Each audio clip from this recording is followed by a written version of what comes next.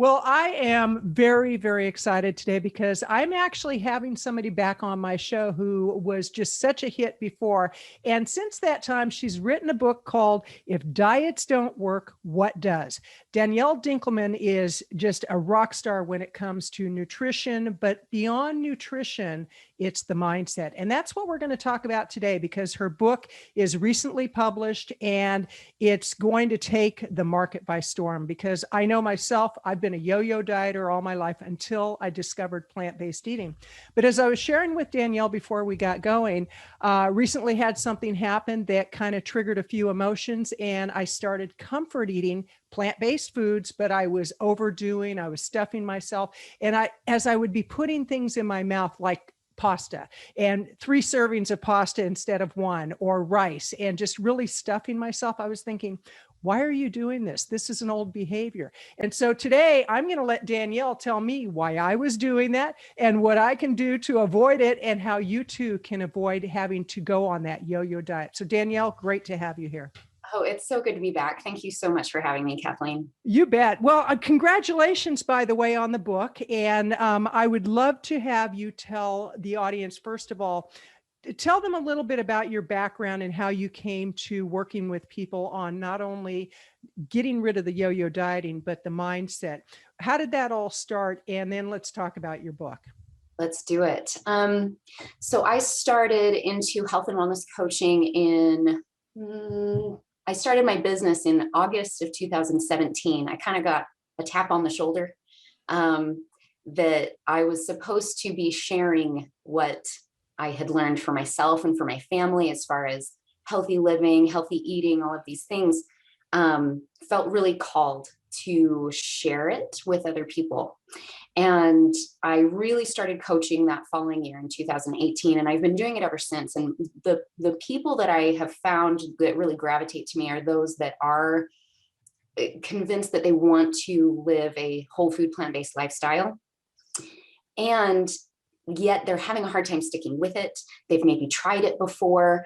And so that was the type of person that kept coming to work with me. And so over these last 3 years, I have really learned what it is that is kind of running that program for them. Why aren't they able to stick with it? And a lot of the answers to that question came in the coaching training that I did, which is rooted in behavior change science, human motivation, habits. These are things that we don't hear very much talked about in the plant-based space. So I'm really out here to kind of pull the curtain back on that and say, we need to look at all of it. We need to look at human behavior and habit change, as well as what the do's and don'ts are of a whole food plant-based lifestyle. Well, let's take a look at habits because I recently started reading one more time the book, The Atomic Habits. And also I'm doing, it's by Rhonda Burns it's called The Magic, and it's a 28-day process to change your habit around gratitude. What is the truth about habits and how long does it take to create a good habit or a bad habit? Let's start there. And then I want to ask you some more questions about habits. Awesome. I love these questions. I am a total nerd when it comes to the brain and habit change. So how long does it take to change a habit? I got to ask a real researcher that question, Wendy Wood. She has a book that just came out, I think just in this last year. It's called Good Habit, Bad Habit. And I asked her, how long does it take? Because I think a lot of us want to know. We want to know, okay, how many days do I have to force myself to do this thing before it will actually become a habit? And she really kind of snuffed out the question and said, look, I've researched this up and down. I've worked with other people that have researched this up and down. I don't know that there really is a definitive answer to that question. So there it is, straight from the horse's mouth. But what she did say is it's really just about repetition. It's really just about setting yourself up for repetition with this, putting in the reps. One way that I really like to think about the brain and habits is, we can talk about quote unquote changing a habit, but really anyone, and I know you have a lot of experience with this too, right, Kathleen? You've shared your story with recovering from addiction. Anybody that's tried to change a very deeply rooted habit knows that they're always just one step away from going back to the old habit. It really isn't unthinkable, right? Right. So I almost think of it as, you could think of it as riverbeds. The water erodes the soil, and you create a crevice that the water travels through. Think about like the Mississippi River. It's going to be really, really deep, and that water is going to flow wherever the path is for it to flow through. Water seeks its own level, right? So when we want to change a habit, there's a couple things that need to happen. We need to create a new route for the water to go. Mm-hmm. Okay? So that's putting in the repetitions, and each repetition that you make with a new habit, you're digging that riverbed deeper and deeper and deeper.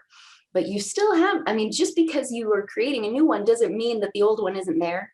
Right, So right. Moments, and there's going to be little trickles or buckets of water that still make it over to the old way, right? So the question is, can we make the new habit just as strong or stronger than the old one? And the big key, and I talk about this in my book, is we need to work smarter, not harder, about changing these habits, Mm-hmm. which let's build a dam. Let's cut off the water source to that old habit. And that means we need to address our social impact, and we need to address our environment, our surroundings. And if we ignore those things and we say, oh, I just need to work harder, I just need more willpower, I need more motivation, that's working harder, not smarter. So we need to find ways to make it easier. Wendy Wood talks about reducing the friction around the new habit that you want. Right, right. Setting ourselves up for simply being able and being, motivated, enjoying the new routine, the new habit. It's so interesting about that. And before I ask you the next question, I want to remind people that this is Kathleen Gage with Plant-Based Eating for Health. And I'm talking with Danielle Dinkelman, and she is the author of If Diets Don't Work, What Does? It's a new book that I'm really, really excited about this book because you just said something that is so important about the social impact and setting your environment up. Because yes, I've been in clean and sober for over 37 years now. And I'm not foolish enough to think that if I left cocaine in my house or I left methamphetamines, because people would say, what's your drug of choice? I'd say, what do you have? And that was my drug of choice. That's the way I did drugs. And I don't keep alcohol in my house. And it's not because I'm weak, but I'm not stupid, because I know that in a weak moment, my disease, if you will, would start talking to me and say, one drink wouldn't hurt. And it's like, I don't want to even find out. After 37 years, my life is completely different. And it's the same with eating. There are certain foods I don't keep in my house. I completely let go of processed sugar. And so I don't keep cakes in my house, and I don't keep donuts in my house, because I know myself well enough to know that in that weak moment, I might actually say, one bite of cake won't hurt. Well, one bite of cake for me, this yo-yo dieter, leads into the whole cake. So what can people do with their habits and to really set themselves up to get their environment to support their habit change, to the social impact? I know in recovery, they say there's only one thing you need to change. You change your playmates, you change your playground, you change your play environment, you change everything, basically. That's the one thing. So what is your take on all of that with the yo-yo dieting? Yeah. It's all of those things that you said. And there's definitely some similarities between like substance abuse addiction and food addiction. However, I'm going to just put a little caveat in here, because I've explored this a lot with my clients over the years, that eventually I have found there are people that can heal their relationship with themselves enough and with the food enough that they can get to that place that maybe they're not buying the sugar soda or they're not buying the donuts, but they can go to a birthday party and have a piece of cake and it won't derail them like it once did. So Right. I just want to put that out there, that I do think that there's hope for that kind of recovery around. I'm hopeless. But a lot of people that I work with, they need to start. Right. I can appreciate that. And I think it would depend on their personality, because I tend to be very black and white. And it's so interesting because I'm of the school in my thinking that even one bite is what triggers me, and then it's my addictive personality. But I have quite a few friends who they can have one bite of that cake and they can let it go. So I'm glad you brought that up. In your book, tell us what people can expect when they get the book. I'm really proud of this book. I've been honing my coaching skill for the last 3 or 4 years. Mm-hmm. And I really feel like I accomplished something beautiful with this book of putting coaching into a book form, which is very hard to do, right? Because coaching by nature is very individual. And the whole point of working with a coach, it's different than working with a consultant, right? A consultant or a teacher, their job is to give you the answers. It's to tell you what your next best step is from their expertise, from their experience. Whereas a coach, a real coach, a good coach, is supposed to come side by side with you and help draw out of you what you are most willing, able, and ready to do. Right. The thing about human behavior is we don't like to be told what to do. Even though we want someone to just give us the answer, on a visceral human level, we hate to be told what to do. It goes against our nature, this free will we've been given, right? I saw a meme on Facebook once that said, I was going to do that, and then you told me to. It's like that rebellion. Right. We all have it. We all have it. So the book, what you can expect is you can expect to be coached. You can expect questions. Every single chapter has journal prompts. They're very simple, the type of coaching questions I would ask you if we were working together. And these are the types of things that if you want to get the most out of this book, you have to do the journal prompts, because that's where really the learning and the growing and the development is going to happen. And that's where the aha moments are going to come of, okay, Danielle just taught some basic principles about this idea. How do I see this fitting into my life? What do I see as my next best step? What am I ready, willing, and able to do next? And that's really the magic of this book. Well, let me ask you on people that they know they would benefit from doing something. I don't know if I want to use the word should, but sometimes we should do certain things in order to get the outcome we want. And yet they're prepared for it, and yet they have that block that prevents them. For example, the other day I needed to go on a run. I like to run at least 4 to 5 times a week, and 7 if possible. And it was about 36 degrees. And there was a part of me going, oh, do I really want to go out right now? And so I'm having this conversation with myself the whole time that I'm putting on my running clothes. I'm lacing up my shoes. I'm getting my armband so that I can listen to my iPhone while I'm running. And the whole time I'm just having this conversation. And then I finally put one foot in front of the other, and I got out there and I did the run, and it was glorious. But left to my own devices, I will talk myself out of it. So how do you propose that people who know that they should do the journaling, they know there are certain things they should be doing, but they keep coming up with excuses? What's the magic button or the trigger or the formula for success? Well, for most of the people that I work with, by the time they come to me, or in this case, by the time they come around to maybe reading this book, we've been through the ringer when it comes to yo-yo dieting, which means we've done them all. We've tried and failed. Maybe we've tried and succeeded, but then eventually we go back to normal, right? Going through that experience really wears a person down, and it erodes their self-trust, and it erodes what's called self-efficacy. In behavior science, we talk about self-efficacy. It's defined as kind of your sense of your ability to make changes, your confidence level to be able to change. And most of the people that I am on the phone with, when they've been through dozens of diets, their self-efficacy is about 0, because they really just don't think they can decide to do something and then do it. They don't think they can stick with it.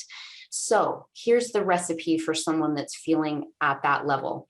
It's to start very small, because success breeds success. So let's set ourselves up for it by setting the bar really low. I'll tell people, look for the low hanging fruit. What's one thing you could start doing that's really simple and easy, but it's putting you in the direction you want to go? That could be going into your kitchen and just getting all of the sugar out, just getting it out. Right, and, right. and deciding not to replace it. We could start there. It could start with prioritizing your sleep more. It could start with deciding that you're going to walk around the block before you go and sit down and watch Netflix. It can be anything. So starting small, and when you set yourself up with a small win, that's going to build that self-efficacy. And if we can do that again and again and again, eventually you'll be ready to dive in and say, you know what? I'm ready to put my foot down about exercise or about sleep or about nutrition.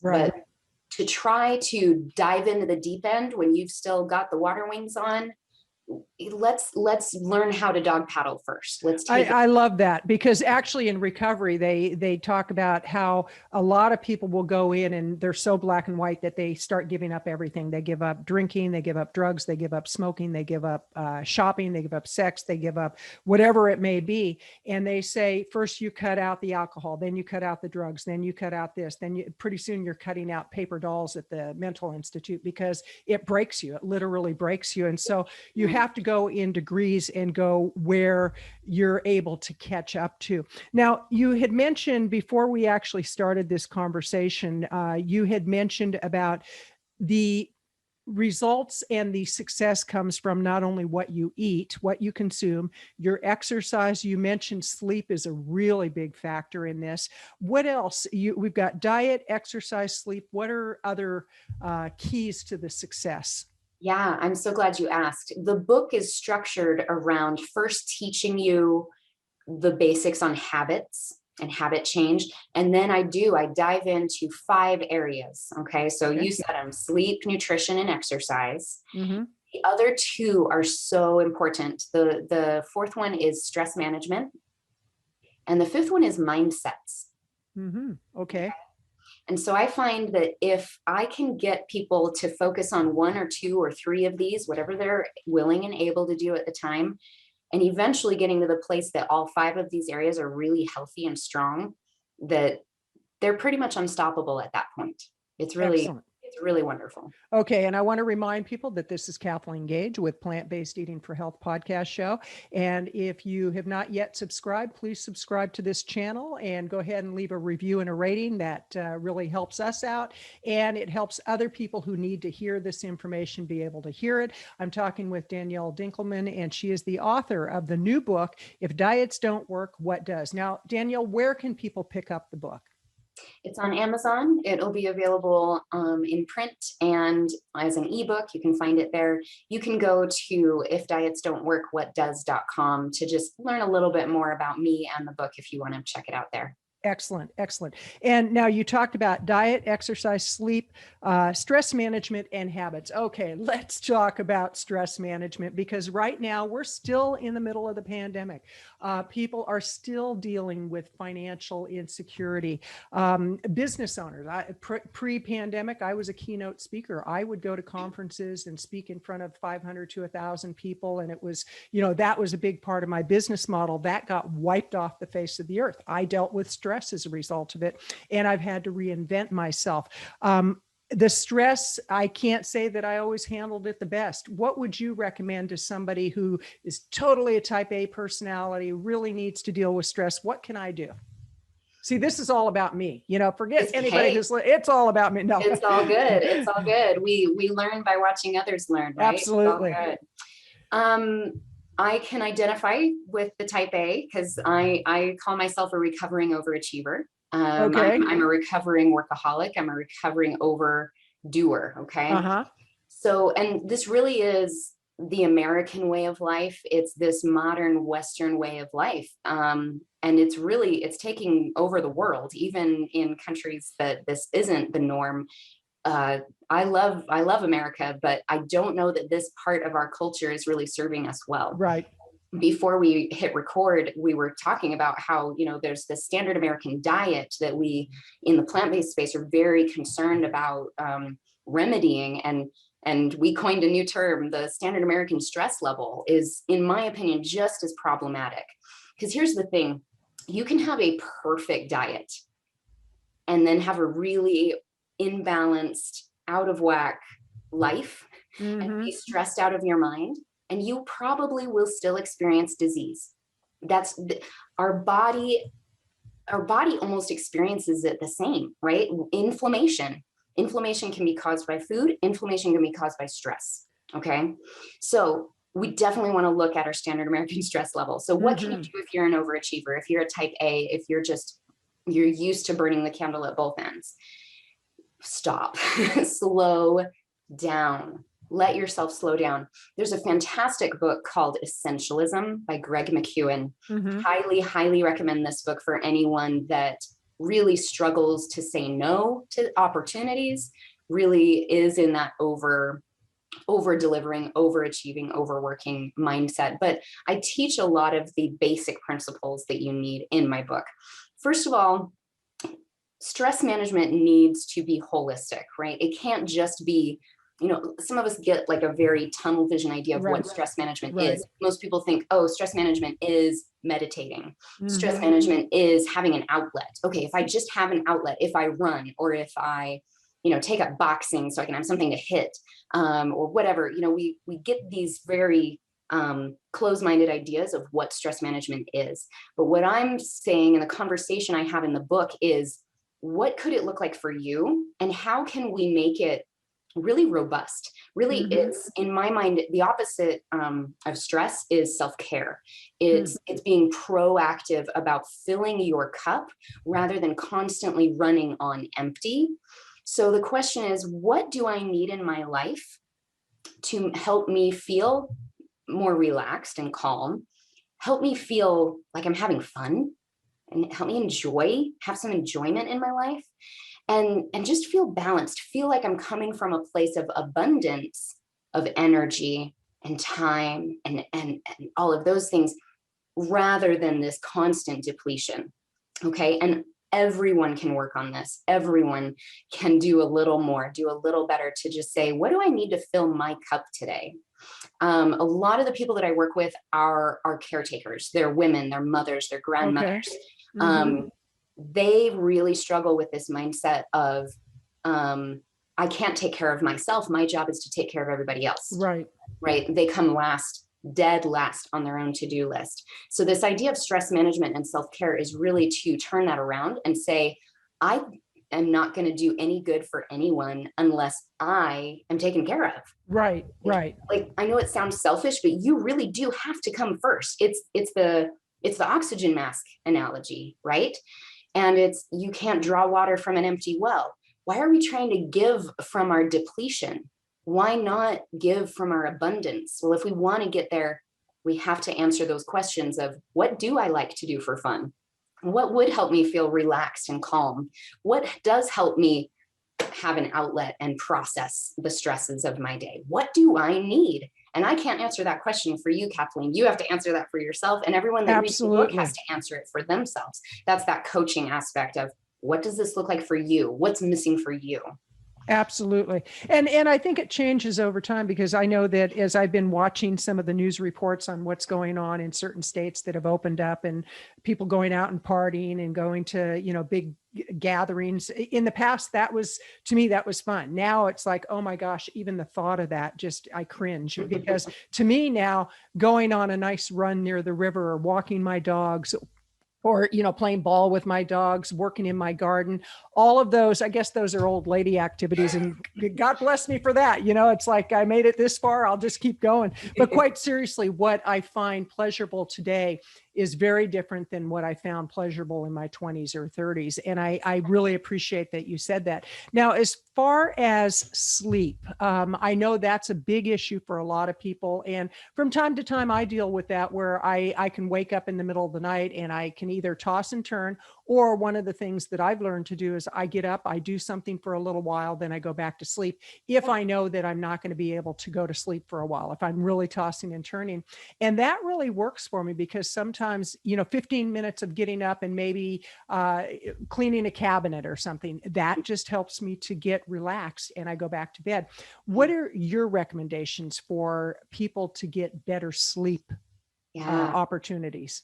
Yeah, absolutely. I cover this really thoroughly in the book, that there's multiple, like some people have a really hard time falling asleep. Mhm. Other people, they can fall asleep, but then they wake up a lot. They're kind of restless. That's me. Other people, they can sleep, but then they wake up super early, and that's just it. They can only sleep 4 hours, and that's all their body will do. So there's, of course, some what's called sleep hygiene, things like get the screens and the bright lights out of your room. Make sure the room is dark, make sure your room is a comfortable temperature, all of those things that kind of make sense. Make sure you have a comfortable pillow, a comfortable bed, Mhm. try a white noise machine, these things. What I bring in the book is, let's also look at how is your sleep maybe connected to these other aspects.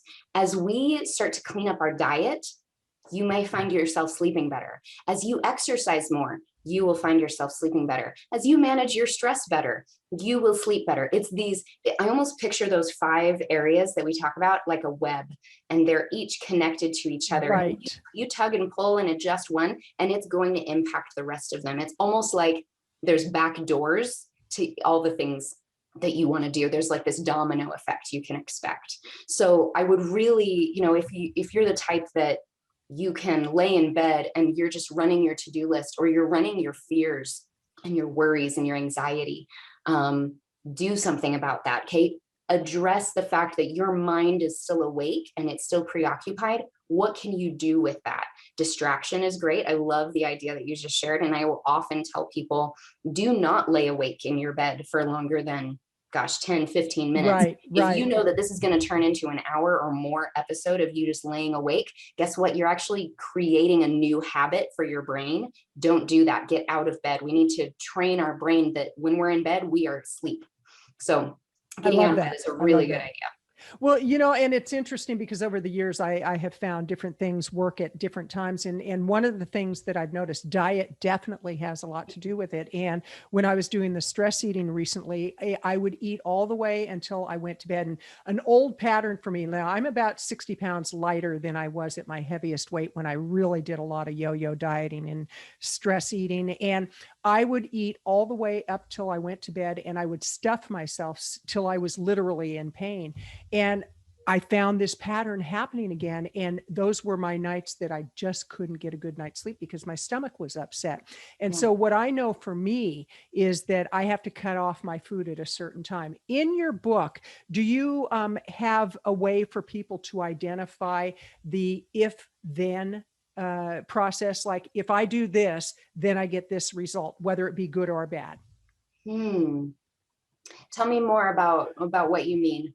Well, let's say that in the journaling that you invite people to do, and they journal what they've eaten in a day, for example, or they journal, the activities that they had that day that were positive activities, and they got a certain result, like a good night's sleep. Do you have areas like that you cover with the habits and all that? Yeah, so in the habit chapter, we're really helping people identify the fact that there's more to a habit than just what you're seeing yourself do. There's a reason why you're doing it. There's something you're craving. There's a payoff, right? The behavior itself is maybe stress eating, right? Right. Eating until you're uncomfortably full. But there's a payoff to that. The payoff is sometimes hard to see. And most of the time when it's emotionally driven, you're looking for an emotional payoff. You're looking for comfort. Okay. You're looking for escape, so identifying what are you actually craving.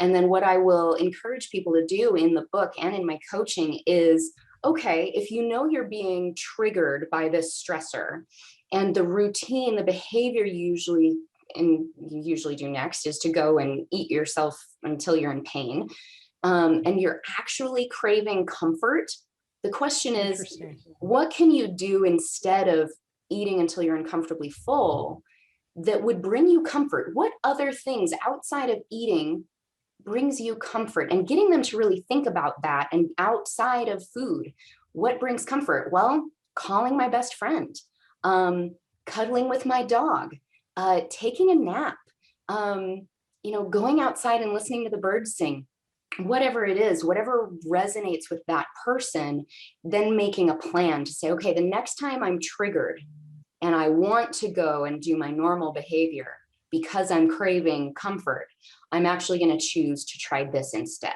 Right, Because I know right. that this is something I can do that will get me what I'm actually craving. And that's the lie about emotional eating and stress eating, right? Is that we're often craving something that's emotional or mental, Hmm. and food can never satisfy that. Right, right. Okay. It will distract you. It will, numb that feeling, but that feeling is still there, and you still need to process that in a healthy way, whether you admit it or not. Absolutely. And it's just a vicious cycle, because when we have behaviors that make us feel bad about ourselves, the feeling bad about ourselves triggers that behavior again. And it's Yes. just a vicious cycle. And, Yes. trust me, I come from a long line of yo-yo dieting. You name a diet, I probably have tried it. And what's so interesting is, since going plant-based and giving up all animal and dairy products in my diet, this is the first time that I'm not dieting. And I love that you have a 5-prong approach to the way that you work with people. Now, a big thing for many people right now is that gyms have been closed for well over a year in most locations. They may have opened up for a day or two, and then they had to shut down again. Myself, I used to go to the gym on a fairly regular basis. And for some reason, I just have not gotten to the point where, and our gym is open now.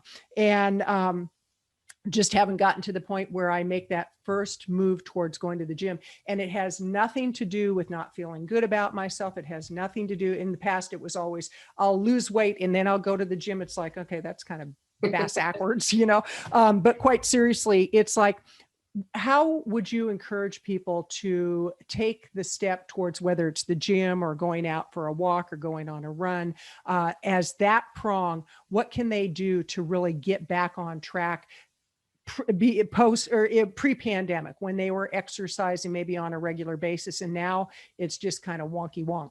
Yeah, it's hard. There's definitely a lot of friction, a lot of resistance to Mm-hmm. this idea and ability to get out and exercise more. In the book, I share kind of a fun analogy around exercise. My dad is a big uh, car buff. Okay, he's a mechanic, and he's always loved really, really awesome cars. And I have this picture of him, and he was, I don't know, maybe 20 years old, and he bought a black Mustang. Okay, it was a beautiful muscle car, and it's just a machine that you want to get behind the wheel and you want to drive the thing, right? Anyone that has driven a really well-made vehicle, those things are built to move, right? Right, right. So I like to connect that to our bodies. Our bodies were built to move. These are beautiful, strong, resilient machines that we've been given to enjoy life in. So when you start thinking of it that way, as, wow, I'm like, simply by being human, you are in a well-built machine. No Mm. matter the condition you're in, everyone can move a little more than they currently are.